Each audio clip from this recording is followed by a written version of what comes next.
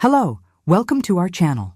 Today, I'm going to share with you an emotional story of overcoming and faith, which will certainly touch everyone's hearts. Before we start, I want to know, what city are you watching us from?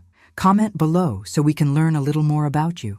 And, of course, if you are not yet subscribed to the channel, take the opportunity to subscribe now and activate the bell so you don't miss any of the inspiring stories we bring here. Shall we start? My name is Everly Maeve Harrington. At 37 years old, I am a single mother living in the charming city of Asheville, North Carolina. I work as a florist in a small shop in the city center, a space that reflects my love for colors, fragrances, and simplicity. My routine until October 2017 was common: work from Monday to Saturday, quiet dinners with my son Nathan, and weekends spent strolling through the Great Smoky Mountains National Park. I never imagined anything could break the peaceful balance of my life until that strange tingling in my stomach started. It all started so discreetly that I barely paid attention. It was just a nagging feeling, like restless butterflies in my abdomen. I probably ate something that didn't sit well, I thought, taking an antacid before going to bed. But instead of getting better, the feeling got worse in the following days. At the store, while arranging an arrangement of sunflowers for a regular customer, I felt a sudden wave of nausea. I was forced to stop and hold on to the counter to balance myself. Rebecca, my best friend and nurse, was visiting me at the time. "Everly, are you okay?" she asked, with the worried expression of someone who knows how to recognize a serious problem. "It's just a feeling of discomfort," I replied, trying not to care. "Maybe it's gastritis. It's no big deal." But Rebecca didn't seem convinced. "How long has this been going on?" "A few days. Maybe a week," I admitted, without looking directly at her. Rebecca sighed. "You need to see a doctor. I don't like how pale you look." I ignored her advice. Deep down, I thought everything would resolve itself. However, things started to get worse. A week later, the simple act of eating became a challenge. Every meal felt like a battle. I felt a constant knot in my stomach and a weakness that only intensified. Nathan, just 10 years old, started to notice. "Mom, you haven't eaten anything again today," he said, looking at the nearly untouched dinner plate. "I have no appetite, honey." "But it's okay," I lied, trying to reassure him. Nathan didn't believe it. He was a sensitive and observant boy, always worried about me since his father left us years ago. "You should listen to Aunt Becca," he murmured, stirring the mashed potatoes. The climax came on a cold October night. Nathan was in bed, and I was trying to put some clothes in the closet when an overwhelming weight took over my chest. My legs gave way, and I fell to my knees on the floor. The air seemed to disappear, as if someone was squeezing my chest with both hands. I called Rebecca with what little strength I had left. "Becca, I can't breathe," was all I managed to say before my vision started to go black. She arrived in less than 10 minutes, along with an ambulance. As the paramedics loaded me onto the stretcher, Rebecca held my hand. "You're going to be okay, Everly. I'm here." But I wasn't so sure. As I heard the sirens echoing through the night, I felt something bigger was about to happen. The hospital emergency room was in complete chaos. Bright overhead lights flashed past me like flashbulbs, while the sounds around me seemed muffled and distant. I could hear voices, doctors and nurses discussing my condition, Rebecca trying to explain what had happened. But it was as if I were underwater, in a world where everything moved slowly. Pressure 80 by 50. Saturation dropping. "I need IV access immediately." The words seemed to float, but the only thing I felt was the weight in my chest and my breathing becoming shorter and shorter. My vision began to fail, as if a dark curtain was slowly being pulled over my eyes. It was impossible to lift my arms or even move my fingers. The cold ran through my body, and then came the scariest feeling of all. My heart started beating irregularly, too fast, as if I were running a marathon alone. "Rebecca," I murmured with effort, trying to reach my friend, who was next to the stretcher. She held my hand, her eyes full of tears. "I'm here, Everly. You're going to be okay. Stay with me, please." For a brief moment, I felt a twinge of hope. Maybe they could save me. Maybe I was just exaggerating what was happening. But then something came that changed everything. It was as if someone had flipped a switch and turned my body off. My heart gave a desperate leap and then suddenly stopped. I no longer felt pain or effort. I didn't feel anything anymore. I was conscious, but my body was no longer there. I couldn't open my eyes, but I could see the room. It was as if I was observing everything from a point outside of myself. I saw the doctors working frantically, Rebecca shouting something at them, and a machine beeping repeatedly. The rhythm is fibrillating. We're going to need the defibrillator. It was at that moment that I realized I was no longer in my body. Something invisible began to pull my soul upward, as if a gentle but irresistible force was lifting me away from that hospital room. There was no pain, just a lightness I had never experienced. When I looked down, I saw my own pale figure, connected to tubes and surrounded by people running. Rebecca was holding the hand of my limp body, but I knew she wasn't holding the real me. Is this really happening? I thought, feeling a strange calm mixed with disbelief. My rise continued. The hospital lights started to disappear, and everything around me went dark. But the dark wasn't scary. It was welcoming, like a hug. Soon, in the distance, I saw something that caught my attention. A bright, warm light that seemed to pulse with a life of its own. She was far away, but I knew she was calling me. I felt drawn to her, like a weary traveler who finds a lighthouse in the midst of a storm. The closer I got, the more that light grew, filling everything with an indescribable heat. It was as if all the worries, pains, and fears I had carried throughout my life were dissolved in that glow. I didn't know where I was going, but for the first time in weeks, I felt peace. The last memory I have of that moment was hearing Rebecca's voice, a distant scream, calling my name, but the light in front of me was overwhelming, and I knew that whatever was coming was bigger than anything I could comprehend. When I finally walked through that blinding light, I felt something that I can't completely describe with words. It was as if every cell, every part of who I was enveloped in absolute peace. There was no pain, no fear, no rush. It was like waking up from a bad dream and realizing that everything is okay, that you are exactly where you are supposed to be. What I saw first was a vast space, something I could only describe as a heavenly hall. The floor seemed to be made of ancient stone, but there was something alive about it, as if it pulsed gently beneath my bare feet. The walls were high and adorned with vines of plants I had never seen before. These plants glowed in soft shades of green and gold, and exuded a fragrance so fresh that it seemed to cleanse my soul with each breath. In the center of the hall was a long table. It was not made of ordinary wood or stone, but something translucent, almost like crystal, that reflected the light around it. On top of it were objects that looked like they had been left there for centuries: scrolls, vases, and fruit of impossible colors. Every detail was perfect, as if it had been shaped by divine hands. Everly. The voice came from somewhere to my left, soft but with a weight that made my heart, or what was left of it, shudder. I turned around and saw a figure walking towards me. He was tall, with wavy brown hair that fell lightly to his shoulders. His eyes sparkled as if they contained stars, and there was something about his presence that radiated love and calm. "You," I started to say, but my voice sounded small. He smiled, a smile that seemed to light up the entire room. "Yes, it's me." At that moment, I knew who he was. I didn't need to ask. I didn't need confirmations. Before me stood Jesus, and his presence was so comforting that tears began to stream down my face before I knew it. "And you were brought here because your soul is on the edge of a threshold," he said, his voice a calm melody. "Your body fights for life, but your spirit is with me now. I want you to see something that will change how you understand your existence." He approached, extending his hand.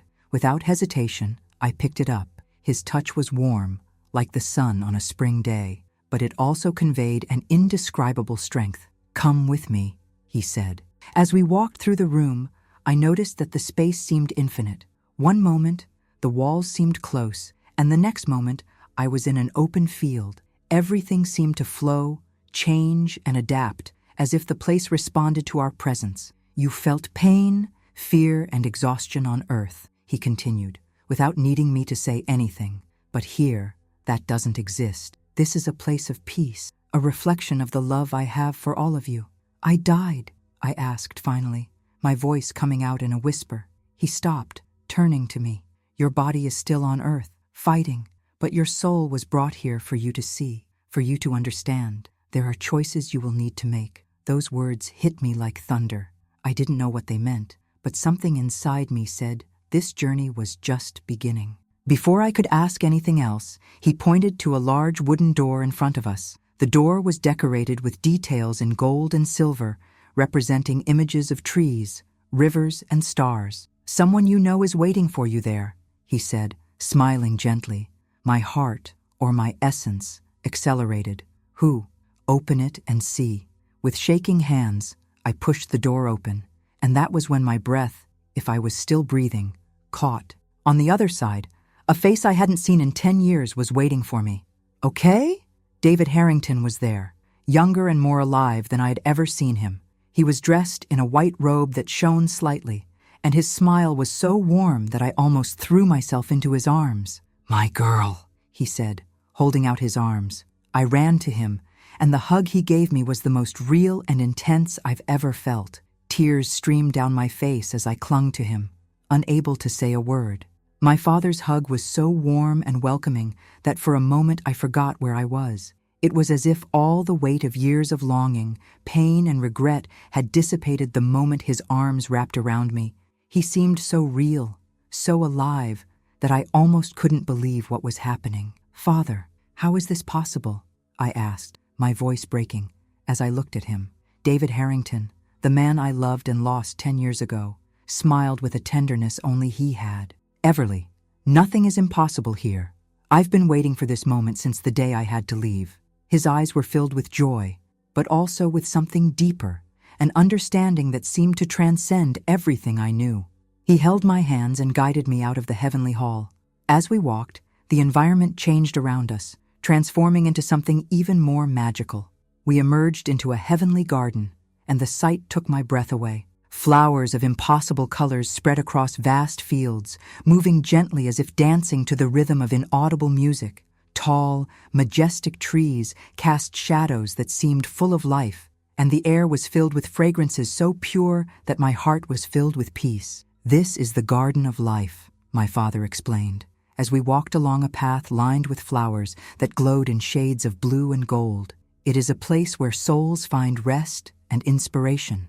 Every plant, every sound reflects God's love." As he spoke, I noticed small, luminous, angel-like beings floating around us. They emanated a light so pure that it illuminated the entire garden, but their faces were turned upward, as if in constant praise. "This is so beautiful," I murmured, feeling the tears return to my eyes. My father stopped and held my shoulders. "Everly, there's so much I want to show you, but there's something more important you need to see first." He led me down a small path that led to an imposing building. It was a magnificent palace, made of a material that looked like a mixture of gold, pearl, and crystal. Every detail, from the pillars to the gates, seemed to shine with its own light. When we entered, I was overcome by a feeling of familiarity. In the large central hall, there were objects that I recognized immediately. There were photos of our family, the books my father loved, even the pocket watch he always carried. "These are fragments of my life on Earth," he explained, as I touched a frame with a photo of us. "They are reminders of the love I shared with you, and the love I continue to feel.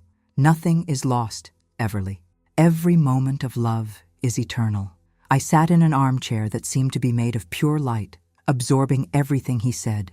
As we stood there, a chorus of angelic voices echoed through the palace, and an angel entered the room. He was tall, with wings that seemed to be made of pure energy, and his face was serene, but filled with indescribable wisdom. "David," the angel said, in a voice that seemed to vibrate in my soul, "the time has come to share the truth." My father nodded, holding my hand once again. "Everly, you are loved more than you can imagine. There is so much I would like to tell you, but there is something greater that you need to understand. The angel will guide you to the next part of your journey." I felt a tightness in my heart, as if I didn't want to move away from him, but my father's look was one of complete trust. "I will always be with you, my girl. Always." He pulled me in for one last hug, and then, with a wave, the angel reached out to me. Reluctantly, but feeling that something important was waiting for me, I held the angel's hand. His presence was calming, and as soon as we played, I was enveloped in a light so intense that everything around me disappeared again. As the light around me began to dissipate, I realized I was in a completely different place. It was an infinite expanse of white brilliance, as if space itself was made of light. Everything there seemed to pulse with living energy. There was no floor, walls, or ceiling, but at the same time, I felt completely safe and supported. The angel who had brought me here floated beside me, his presence exuding a serene authority. He was imposing, with wings made of shiny fabric that reflected moving colors, like the spectrum of a rainbow. His expression was calm, but there was a heaviness in his eyes, as if he carried knowledge beyond human comprehension. "Everly Maeve Harrington," he said, pronouncing my full name with a clarity that resonated within me. "You were brought here to receive something important, something you need to take back to Earth." "Take it back?" I asked, still trying to absorb the place I was in. "I don't understand. What could I take from this place that would make a difference?" The angel smiled slightly, but didn't respond right away. Instead, he extended his hand, and a floating sphere of light appeared between us. Inside it, scenes began to form, as if it were a window to something beyond that celestial plane. I saw images of a familiar but different world. It was Earth, but there was advanced technology that I had never seen before. People had small devices implanted in their hands or heads, which they used to open doors, carry out transactions, and even access information instantly.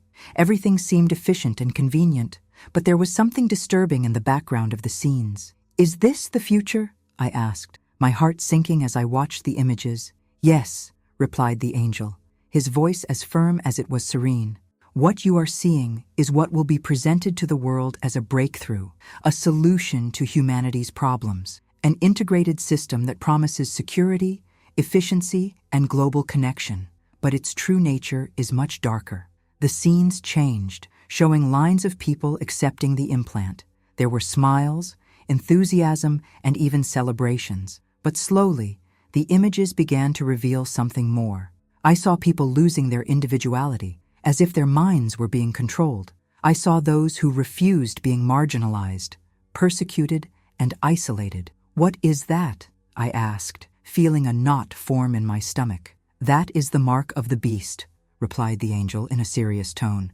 "It will be introduced as a technological solution, but it will be a tool of absolute control. Those who accept it will give up their spiritual freedom, choosing submission to a corrupt and dehumanizing system. This mark will not just be a symbol of alliance with that system, it will be a definitive separation from the light of God." I felt my body, or what was left of it, tremble. "Why are you showing me this? What can I do about something so big?"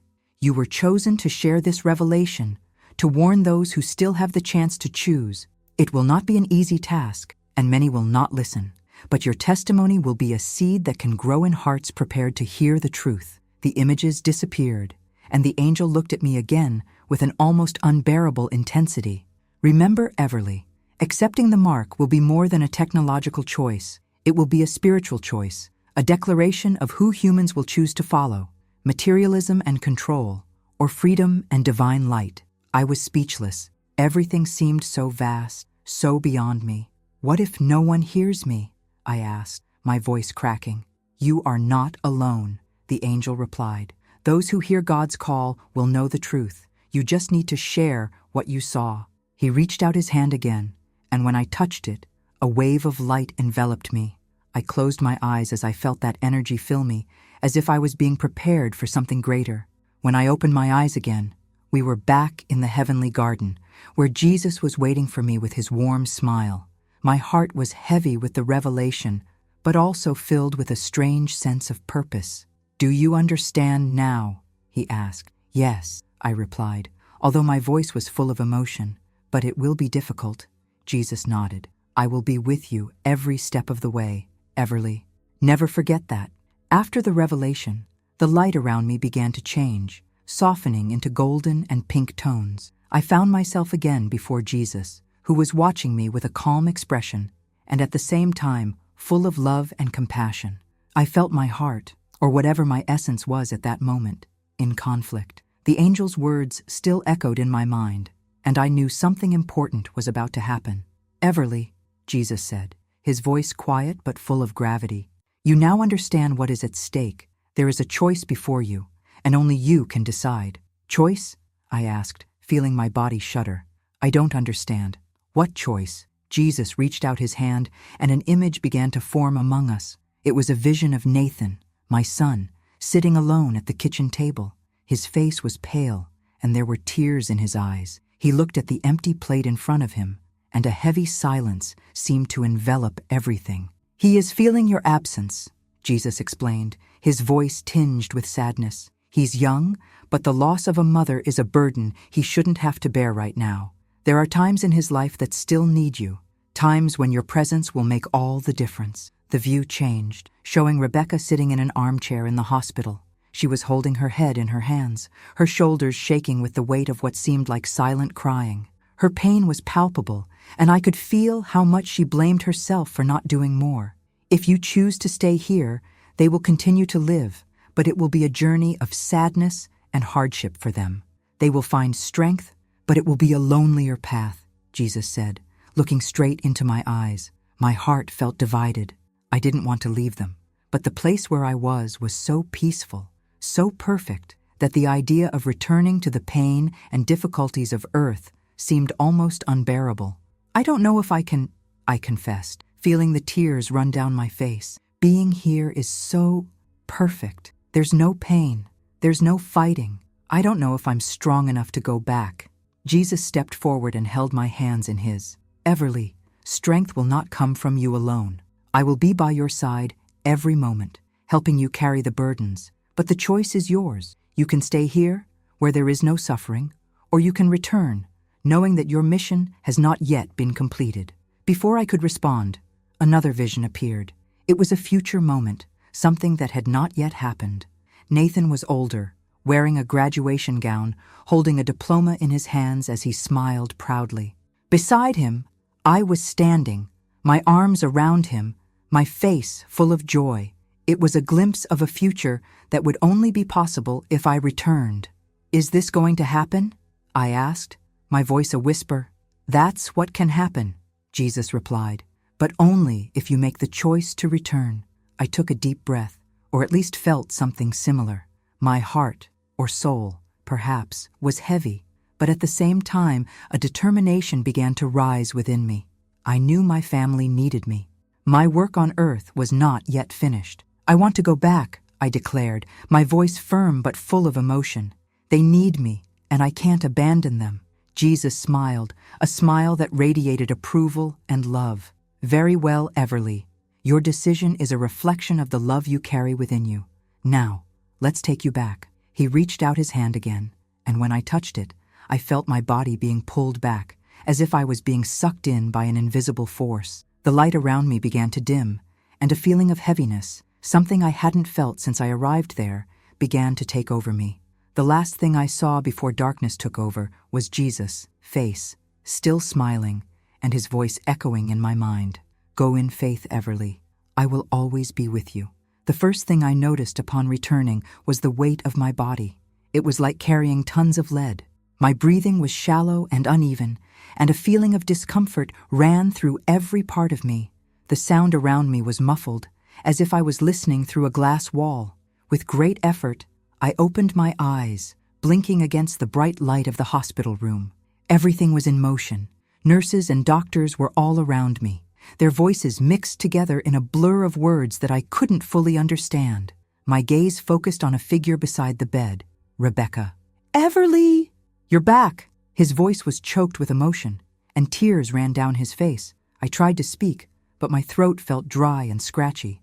Only a whisper escaped my lips, but it was enough for Rebecca to lean in closer. She held my hand tightly, as if wanting to make sure I was real. You were so close to leaving, she said, between sobs. I thought we would lose you. The following days were a mix of relief and confusion. The doctors were perplexed. My condition had deteriorated rapidly before I passed out, but somehow, after emergency surgery to correct a fault in my digestive system, my recovery was quick and amazing. I can't explain it, said Dr. Morrison, the doctor responsible for my case, as he reviewed my scans. His condition was critical, and now all vital signs are normal. It's unusual. Rebecca, sitting next to me, smiled with a twinkle in her eyes. Unusual is a polite way of saying miraculous. While my body recovered, my mind was occupied with everything that had happened: the images of heaven, the presence of Jesus, the reunion with my father, and the angel's words were as vivid as the hospital room where I was. It was difficult to put it into words, but I knew it hadn't been a dream. Rebecca, who spent most of the time by my side, noticed my uneasiness. "You seem distant," she said one afternoon. "Want to talk about what's bothering you?" I hesitated. Part of me wanted to keep everything to myself, but another part knew I needed to share it with someone I trusted. So I carefully told her what I had experienced. She listened in silence, her eyes filling with tears at times, especially when I mentioned my father and the choice I needed to make. When I finished, Rebecca grabbed my hand again, squeezing it tightly. "Everly, I always knew you were special, but this is something that changes everything," she said. "You came back for a reason, and I believe your mission is important." A few days later, I was well enough to welcome Nathan into his hospital room. When he came in, running towards me, the tears came effortlessly. He hugged me so tightly that he seemed afraid I would disappear again. "Mom, I thought you weren't coming back," he whispered against my shoulder. "I would never leave you, my love," I replied, holding him with the same intensity. As the days turned into weeks, my recovery continued to surprise the medical team. Little by little, I returned home, but I was not the same person. Something inside me had changed forever. The sky I had seen, the revelations I had received, and the choice I made to return were constantly on my mind. But more than that, there was a certainty that I couldn't ignore. My life was spared for a reason, and now it was my responsibility to figure out how to fulfill that purpose. Upon returning home, a sense of peace and purpose began to permeate my life. Everything felt different. Every moment, every little interaction seemed to have a deeper meaning. Before, I used to worry about little things, late bills, tight schedules, or even what others thought of me. Now, these concerns seemed trivial. I had touched something eternal, something that transcends the mundane, and it completely changed the way I saw the world. The first night home, I sat in the living room with Nathan. He was lying next to me on the couch, his head resting in my lap. He seemed calm, but he knew he was processing everything that had happened. "Mom," he began, his voice soft, "do you think it was God who brought you back?" I looked at him, my heart clenching at the depth of his question. "Yes, darling," I replied, stroking his hair. "It was him. He gave me a choice, and I chose to come back for you." Nathan was silent for a moment, thinking, "So, you were in heaven?" I nodded slowly, trying to find simple words to explain something so grand. "Yes, I was there. It was the most beautiful, peaceful place you could imagine. But what matters is that now I'm here with you, and that's all that matters to me."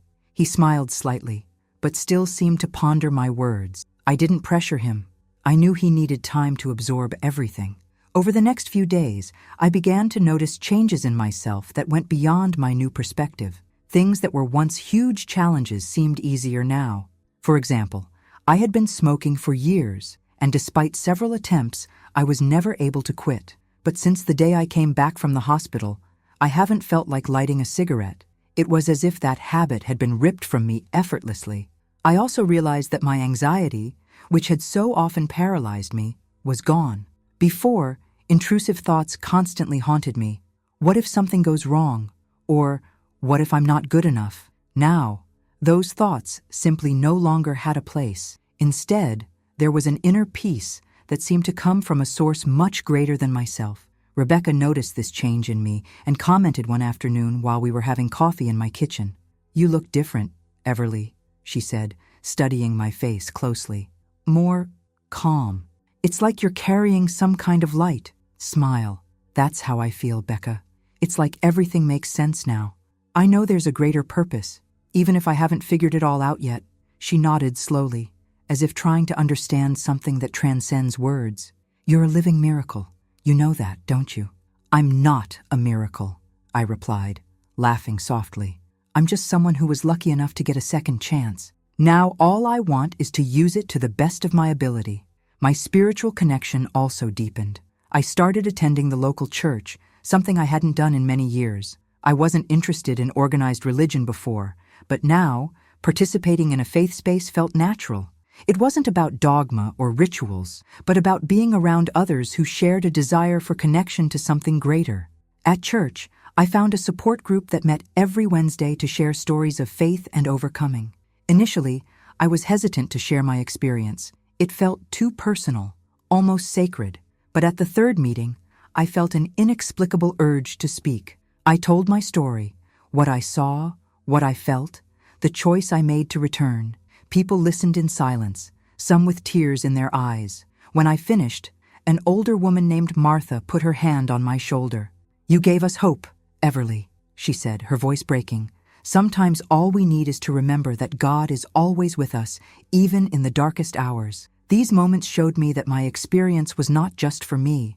It was meant to be shared, to inspire and empower others. I began to realize that this was the mission Jesus had mentioned. It wasn't something grand or public. It was something I would do on a daily basis, in simple interactions with people who crossed my path. The transformation within me was not just spiritual. It was emotional, mental, and even physical. I was stronger, more present, and above all, more alive. As time passed, it became clear that my experience was not just a second chance at life, but also a calling to something greater. It didn't take a big announcement or a drastic change in my routine to understand this. The mission I had been given was clear: to help those around me, share hope, and be a silent witness to God's love. One morning, while walking to my flower shop in downtown Asheville, I was approached by a visibly shaken woman. She looked lost, her eyes swollen from crying. Without thinking twice, I asked if she needed help. "I don't know where to go," she said, her voice shaking. "My life is in chaos, and I feel like I have no one left." I invited her into the store and sat with her at a small table in the corner, where I sometimes drank my coffee. As she vented, talking about losing her job and the problems in her marriage, I realized that my only job here was to listen. I had no magical answers to offer, but being present and offering a little compassion seemed enough. When she finished, I lightly touched her hand. "I also went through times when I felt like everything was lost," he said, without going into detail. "But I want you to know that there is hope, even when everything seems dark. You are not alone." She started crying again, but this time her tears seemed like relief. As she left, she hugged me and said, "Thank you for listening. You have no idea how much this means to me." That simple interaction reinforced something I already knew. My mission didn't have to be grand. It was about being available to people, offering a smile, a word of comfort, or even just my presence. Meanwhile, my relationship with Nathan blossomed like never before. I was more present in his life, not just physically, but emotionally. I participated in their school activities, helped with their homework, and, most importantly, we talked more. He was a sensitive boy, and our connection felt deeper every day. One night, as we were sitting on the couch watching a movie, he looked at me and said, "Mom, you've changed. You seem happier." I laughed softly and ran my hand through his hair. "I am, honey. I'm happy because I'm here with you." He smiled and went back to watching the movie, but his words stayed with me. I was happier, more complete, because I finally understood the value of each moment. At church, I began helping with weekly support group meetings, sharing my story from time to time, but most importantly, listening to others. Some people started reaching out to me outside of meetings, asking for advice or just wanting to talk. I didn't see myself as someone special, but I realized that my experience touched people in unexpected ways. One day, Martha, the lady I had met at the meeting, took me aside. "Everly, you have a gift. Your presence brings peace. Don't underestimate the impact you have on people." Those words stayed with me. I didn't feel different or extraordinary, but I was beginning to understand that the mission I was given was accomplished not with grand gestures, but with small acts of love and kindness. The most challenging thing, however, was dealing with the revelation about the mark of the beast. I knew sharing this part of my experience would be controversial and misunderstood by many. Instead of shouting it from the rooftops, I decided to only talk about it when I felt the person was open to listening. One such occasion occurred during a conversation with Rebecca. We were on the porch of my house, having tea, when she asked, "Do you think everything you saw is a warning for the future? Something that will really happen?" I took a deep breath before responding, "Yes, I think it's a real thing. I don't know when or how, but I believe it will be a test for all of us. What I saw showed me that the choices we make, even the ones that seem small, have spiritual consequences. Rebecca looked reflective. You are very brave for believing this, and even more so for being willing to share. Not everyone has that strength. It's not about strength, I replied. It's about faith. The mission entrusted to me is often lonely, but I never feel alone. Every small interaction, every moment I can help someone or offer hope, reinforces the certainty that I am on the right path. I don't know what the future holds, but I know I am living with purpose, guided by the faith and light I experienced in that heavenly place.